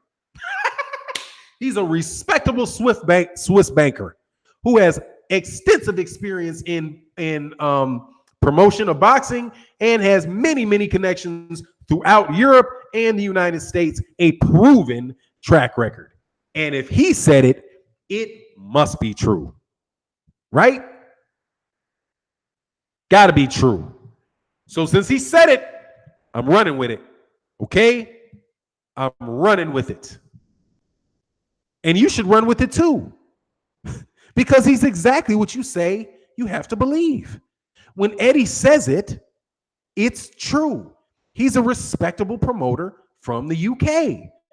He's not biased. He's not a liar. He's an honest promoter, the greatest promoter ever. Richard Schaefer, greatest promoter, one of the greatest promoters in American history. Easily. Essential to Golden Boy promotion in the great Mikey Garcia, now with the PBC. That wonderful tournament, World Boxing Super Series, part owner in the World Boxing Super Series. If he says it, it's true. Okay? Just like if Barb says it, and I don't even know, hey, maybe it wasn't Barb. Because guess what? Richard Schaefer didn't say he got his numbers from Barb. Never said it. He said, look, what's most important here is that the Wild, and he wasn't even a promoter. He didn't even promote the fight. Did you see Richard Schaefer there? No. You saw Lou DiBella there. It was Lou DiBella, Frank Warren, and Deontay Wilder were the promoters for that fight. Not Richard Schaefer. What does Richard Schaefer have to gain? Richard Schaefer just said, hey, look, man, let me tell you what's important, man. Fuck the pay-per-view buys, okay? He might have said, he's like, man, yeah, I heard the reports, whatever. Let me tell you what's really important here. It made more money because he's a banker. You know what I mean? He don't think about like, it might be so natural to him to switch to what's important, which is the money. And he understands that that's $75 a pay-per-view times whatever it is. If you multiply 25 by that same number, that is 3 times more money over here. That the end of the day is the money. The money. Okay? The money. And they made a lot of it. More than Anthony Joshua's ever made. That was the end. We don't even need to argue about where were the pay-per-views, what's the pay-per-view number. Okay, who cares? Who cares? Right? Didn't Canelo Alvarez make $33 million and it wasn't on pay-per-view at all? Right? Didn't nobody say, hold on. He made $33 million for that fight, but how many pay-per-views did he do? How many people bought that fight?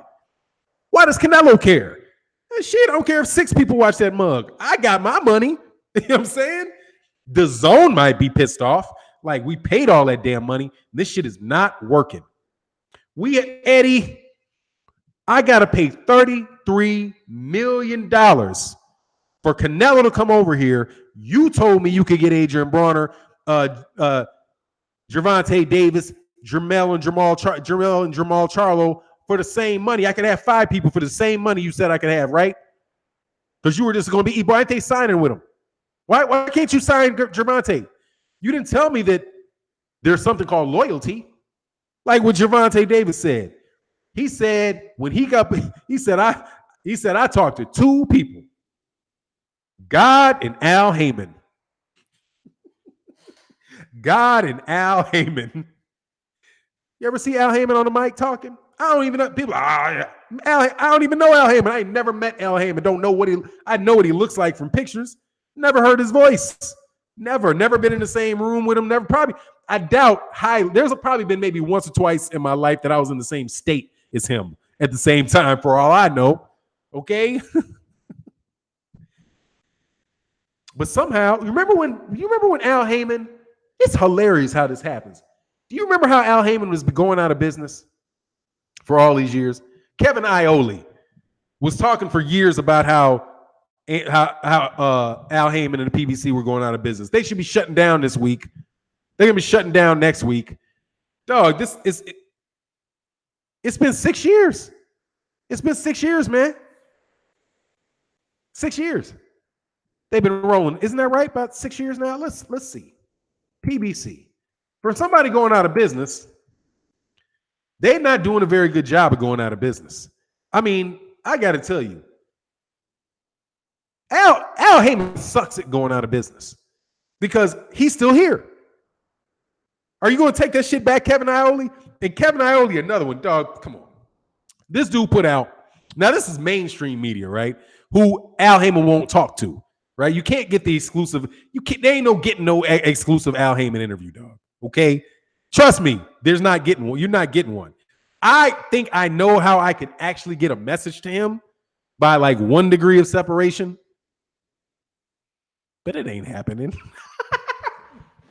It ain't happening, dog. I ain't gonna waste my breath. Hey, bro, I need to talk to Al. No. No. He's not gonna do it. He don't do that, you know? Hey, man, are we gonna be at a party? We'll be at an event. He might be in the back room. You shake his hand or something, you know? But no. Anyway, man, Kevin Iole talked about how disastrous Jamal Charlo and Jermell Charlo's performances were on Fox for the PBC.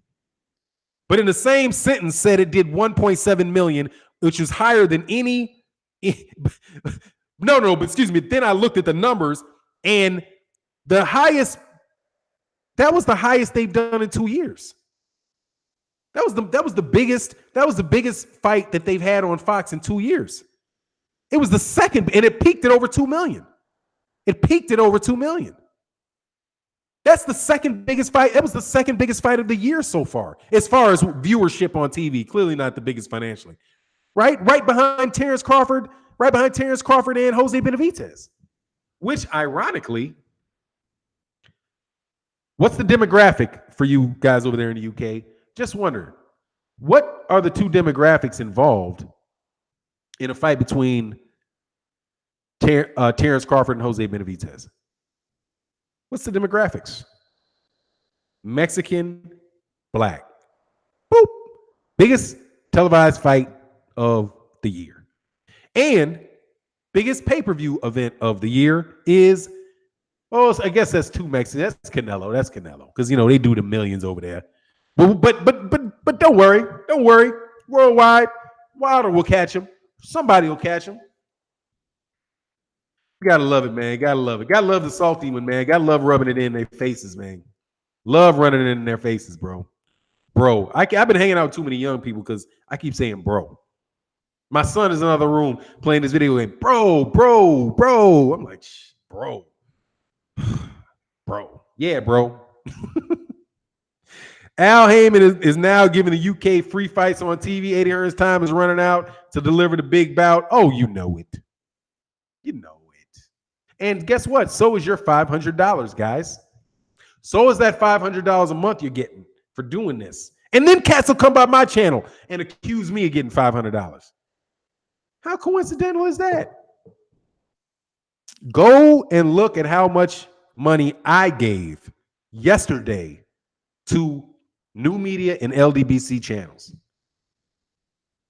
And tell me that you think I'm getting $500 a month from somebody other than this channel.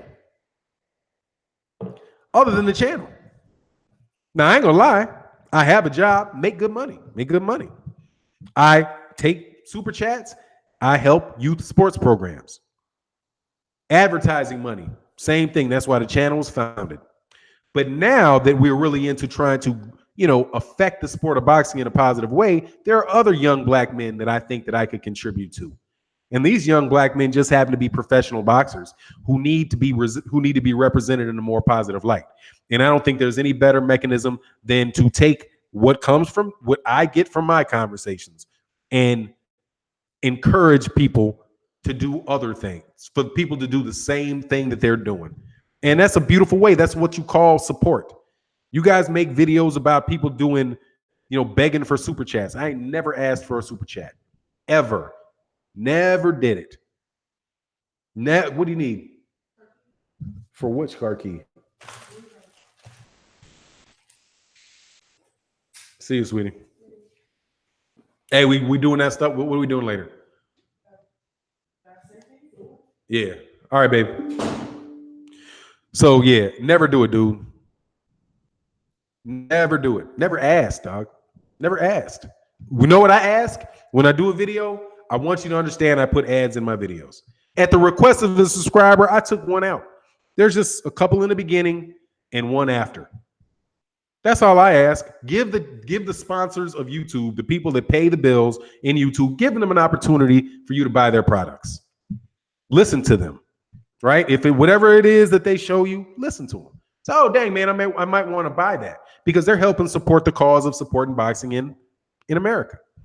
That's what they're doing when they do that. All right. So I want you to buy their products. Give them a chance to sell you their products. That's all they're asking. for supporting creators on YouTube. Right? And then cats, you do guys super chat. Toot Robinson is one of the best. Gregory Wyatt, Gary Benson, Sugar Fantastic, Justin March, all these cats that are on there, they're supporting what's going on. And don't hate because people don't support you, because they don't want to support you. You know what I mean? They don't want to support you because what you're doing shouldn't be supported, according to them. Money talks, bullshit walks. Ain't nobody begging for change. We got a movement. We got something we're trying to do, man. We got something we're trying to do. You got something you're trying to do, which is stop us from doing what we're trying to do.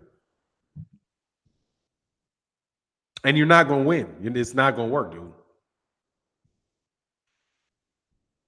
Not going to work. Sorry. Nah, dog, I'm not on the take, dog. If I'm going to be on the take, dog, you got to pay me, dude. For real. You got to pay me. You got to pay me to be on the take. You got to come up with dough, okay? And I don't mean no tickets to your fight. I don't fuck about your ticket for your fight, okay? Because here, I got an established business. If I want to buy the ticket to your fight, it's tax deductible for me. I know how that works. If I wanted to get the zone, I could get it. ESPN Plus is tax deductible. It's tax deductible. All boxing related shit for me is tax deductible. It's free to me because it comes against the income that comes into the channel. It's easy. You got to really pay me.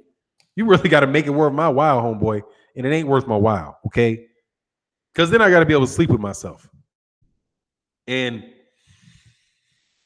dog, it's hard to sleep sometimes when you do right.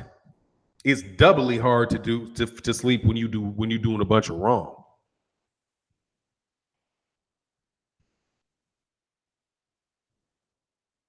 Oh, Ego, yeah, it's a really good channel. I mean, I support dude, man. I'm sure Fannon does not want to be called Reverend. No, I do not want to be called Reverend, homie. I am not a Reverend. Boxing, hey, what's going on? Blood boxing in the building. Much love, man. What y'all talking? What y'all talking boiling? What y'all talking boiling? Oh man, we just talking, just talking boxing, man. It's 12:30 though, because I got to bounce because, hey man, go over to, I was on way too long today. I really do appreciate you guys' time. Hey, Raider time, much love. President Jafar, much love in the super chat. So love your convos, Fannon. Salute, bro. Salute to you. Raider time, man. Salute to you.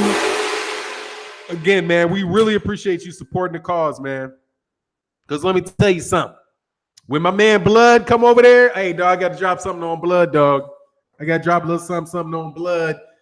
He said he's going to be more engaged in the LDBC in 2019, make more videos, talk that boxing talk. Dog, the Godfather. I can't call him Godfather, bro, because you're younger than me. So I can't call you. You ain't my Godfather. Be their Godfather. I'll call you God Brother. How about that, man? God Brother. I can't call no dude younger than me a daddy. I ain't calling you daddy. 100. Oh, Retro Boxing. Yes, sir. That's what's up. Retro Boxing and Documentaries. What up? Dog, great channel. Please go subscribe to him. Please subscribe. Hit the bell icon. When he puts out a video, watch it. Okay, I need to spend more time. I'll probably spend some time a weekend catching up on other people's videos and just trying to learn what other people are talking about, man. It's really tough when you put out your own content and you work and you do a lot and you do the daily live stream. It gets a little hard to kind of keep up with all the stuff. So I'll probably do a video in the evening, but take the afternoon, to get some real work done. He said, call me little bro. Call me little bro. Yeah, little bro. Okay, I got you. All right, man. I call him man little bro. See, I don't like making old men like you feeling young just because I'm an older old man than you are. Man. Yes, sir, daddy. I ain't calling that man I ain't calling no younger than me daddy. I got one daddy. Okay, I call my daddy, and I hope I get to keep calling him daddy for years to come, man. He's spending a month with me in February. Him and my mom are coming down. My mama, I call him mama and daddy, by the way. Straight up Southern black folk type of move. I call my daddy daddy. I call my mama mama, and they are going. My mama and daddy are going to be in staying with me for a month. Gotta love it. I'm so excited, man. Coming in the month. Do you think? Hold on. What? Hold on. What's this one? I don't think of that. I don't think of him. I don't. And if it ever crosses my mind, I immediately get busy. Like, oh, I'm thinking of that. Oh shit, change your mind. Change it. What else you got to do, dog? You have to do something important. Okay, you have to do something important, dog. But I will tell you this. I used to think guys like that were the lowest, that he was the lowest. He's not. There are people worse. Okay? There are people worse. He is just him. But there's something, I don't know him like that. But I don't ever want to talk to him. I'm not interested in it. I'll answer the question, but I'm not interested in him. You know, clearly those guys don't agree with me. Never have. So, whatever, man. He can think what he thinks.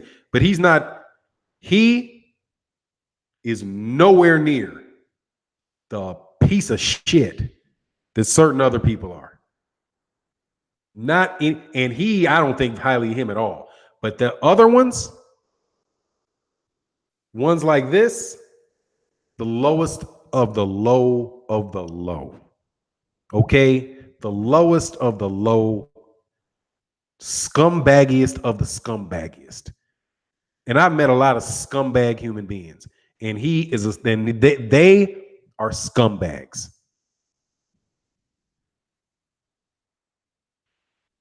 NBT, what's going to say? Will Magic Man, I don't like Kid Galahad, but okay, you talking about that. Yeah. But I don't mind people that disagree with me, man.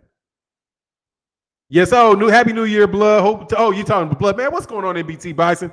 Pound of NBT Boxing down there from Aussie land, dog. I hope everything's well with you down there. Good to see you in the chat, man. But look, man. Okay, I'm gonna hide that dude. Okay, Lee Ivy, I don't know. I'm gonna remove that comment. I don't know. I don't. You got to ask his psychiatrist. You got to ask some motherfucking psychiatrists. I don't know. You know what I'm saying? I write contracts, negotiate contracts for a living. I am not a psychiatrist. I can't tell you. But even that motherfucker ain't the worst. Okay?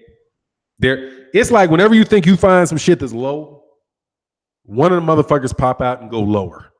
It's like a contest to see who can be the most degraded piece of shit. Okay, you're like, oh, I'm a piece of shit. Yeah, but I'm a rancid piece of shit. Oh, you a rancid piece of shit? Oh, dog, let me tell you, man, I'm like a rancid piece of shit wrapped in putrid vomit. Oh, I can outdo that. Like, it's like they're competing with one another to see who can be the worst human being. You know? Shit is crazy, dog. Trying to tell you. It's crazy. But anyway, man, it is what it is. I think I'm past the thing. Go check out my man, World Breaker Fighting on his channel. They'll be on. I don't know if he's having a panel today or if it's just him, but go check him out. And with that, I'm out. Peace.